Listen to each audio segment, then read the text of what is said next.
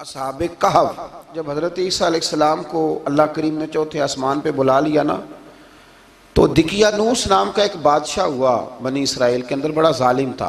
उसने गुमराही फैला दी और जो लोग माज़अल्लाह कुफ्र और शिरक नहीं करते थे उन्हें कत्ल करवा देता था।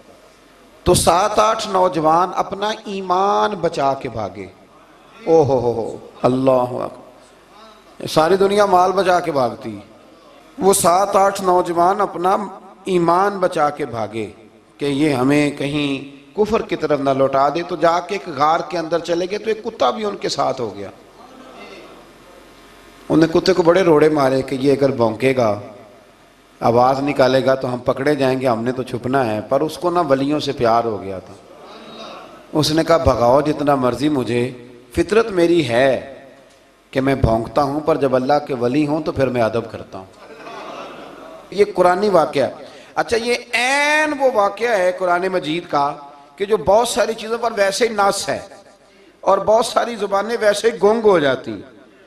तो वो 6-7 लोग थे, वो चले गए गार के अंदर, जाकर उन्होंने पनाह ले ली। बादशाह को पता चल गया कि गार के अंदर है। अच्छा, अल्लाह की कुदरत, जैसे ही दाखिल हुए इन्हें नींद आ गई, ये सो गए। और कुरान मजीद कहता है, कुरान मजीद के ये लफ्ज़ हैं कि कुत्ता गार के मुंह पर बाजू फैला के बैठ गया, गोया अपने मालिकों की खिदमत कर रहा है। अब मियाँ साहब की एक बात कर लें दरमियान में।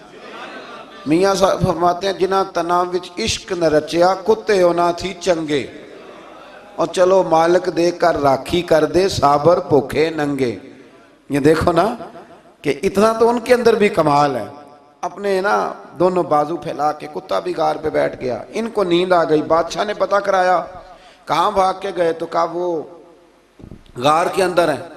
बादशाह कहने लगा कि इनकी सजा ये है कि एक दीवार चुन दो गार के मुंह में, गार कोई बंद कर दो। जिस बंदे की ड्यूटी लगाई ना गार चुनने की, बंदा बड़ा नेक था, इसको दीवार बनाने का जिम्मा दिया। उसने ना दीवार भी बनाई और एक तख्ती पे ना सब के नाम लिखे, और वो तख्ती एक संदूक में रख के वहां बंद कर दी। और उसी तरह की एक तख्ती, उसके नीचे लिखा कि एक तख्ती इनके नामों की ना मैं माले खजाना में भी बंद कर रहा हूं। अल्लाह तबारक व तआला की कुदरत के 300 साल तक सोए रहे। 300 साल के बाद इस तरह हुआ कि हुकूमतें बदल गईं। बैदरूस नाम का एक बादशाह आ गया, वो बड़ा नेक दिल था।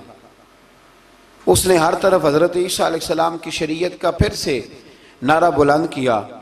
अब ना कुछ लोग ऐसे थे जो मुनकर हो गए थे कि मरने के बाद दोबारा कैसे उठेंगे। बादशाह एक दिन उजरे में गया, जाके दुआ मांगी, या अल्लाह कोई ऐसी बात दिखा जिससे लोगों का ईमान पक्का हो जाए। इस तरह के भी बादशाह हुआ करते थे। तो रब करीम ने कहा, मैंने तो पहले एक राज छुपा के रखा हुआ है, खोल देते हैं। उसने दुआ मांगी और इधर क्या मामला हुआ, एक चरवाहा बकरियां चराने वाला वहां से गुजरा। उसने सोचा ये दीवार है, अगर इसका मुंह खोल लूं ना कभी तो मेरी बकरियां यहां थोड़ा सा धूप के अंदर सस्ता लिया करेंगी। उस चरवाहे ने क्या किया कि उसने वो दीवार गिराई ताकि मेरी बकरियां अंदर जाया करें। वो दीवार गिराई तो उसने अंदर 6-7 लोग सोए हुए देखे और कुत्ता भी सोया हुआ देखा। अल्लाह तबारक व तआला अपनी कुदरत से, अपने फजल से उनकी करवटें भी बदलता रहा। अपनी कुदरत से एक तरफ इंसान पड़ा रहे ना तो आज़ा गल जाते हैं, उनकी करवटें भी बदली जाती, मुनासिब रोशनी भी दी जाती, हरारत भी। उसने दीवार गिराई तो उनकी आंख खुल गई। एक दूसरे से कहने लगे, आज तो बड़ी गहरी नींद सोए हैं यार, आज तो लंबी नींद पूरी कर ली, चलो भूख बड़ी लगी है, एक दोस्त को भेजो। ये सारा वाक़या कुरान मजीद में मौजूद है, मैं अपने लफ्ज़ों में बयान कर रहा हूँ। जाओ एक दोस्त को भेजो बाजार से ना खाना ले आए। पैसे वही 300 साल पुरानी करेंसी।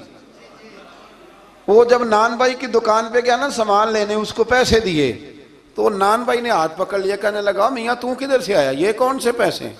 उसने कहा, पैसे काहे के, मैं भी सोच रहा हूँ कि हालात बदले बदले हैं, सारे हजरत ईसा का कलमा पढ़ रहे हैं, माहौल और है। उसने कहा, तेरे हाथ कोई खजाना लग गया है। ये तो हम नाम सुनते थे कि यहाँ को दिकियानूस नाम का बादशाह है, कोई खजाना, बता कहाँ से लिए। शोर हुआ, हाकिम शहर तक खबर पहुंची, बादशाह तक पहुंची।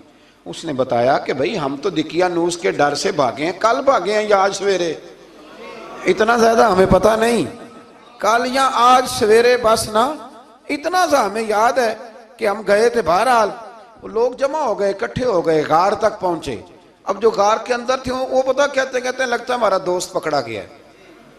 अब पकड़ा गया है तो अब बंदे जमा हो, वो अंदर डर रहे थे, तस्बीह कर रहे थे, अल्लाह को याद कर रहे थे। इधर ये पहुंच गया जब उन लोगों ने ये जीता जागता रब के फजल का नमूना देखा और बादशाह ने कहा कि ये क्या है। संदूक खोला तो उसके अंदर वो तख्ती लिखी थी कि ये इनके नाम है, ये दिकियानूस से डर के भागे हुए हैं, यहाँ ये सो रहे हैं और इसी की एक तख्ती मैंने फलां जगह भी दफन किया, वो तख्ती भी वहां से निकल आई।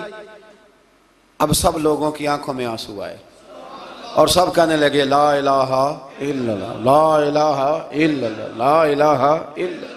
सब कहने लगे इन्नल्लाह अला कुल्लि शैइन कदीर। जब उनकी बात पूरी हो गई, लोगों के ईमान पुख्ता हो गए, तो असहाबे काफ कहने लगे कि हमें अब इजाज़त है, हम फिर दोबारा गार में जाते हैं। वो गार में गए तो रब ने फिर उन्हें मौत अता फरमाई, नींद अता फरमाई, तोहफा दिया। बादशाह ने फिर उसके आगे दीवार बनाई और वहाँ बादशाह ने एक मस्जिद तामीर करा दी, लोग ज़ियारत करने जाते। ये असहाबे काफ का जिक्र है। अब यहाँ हमारे मुफस्सिरीन ने लिखा है कि वो जो कुत्ता था ना, वो भी साथ ही था। अल्लाह क़यामत वाले दिन उसे इंसानी, या तो इंसानी शक्ल मिलेगी या जैसे रब का फजल होगा रब करीम उसे भी जन्नत अता फरमाएगा।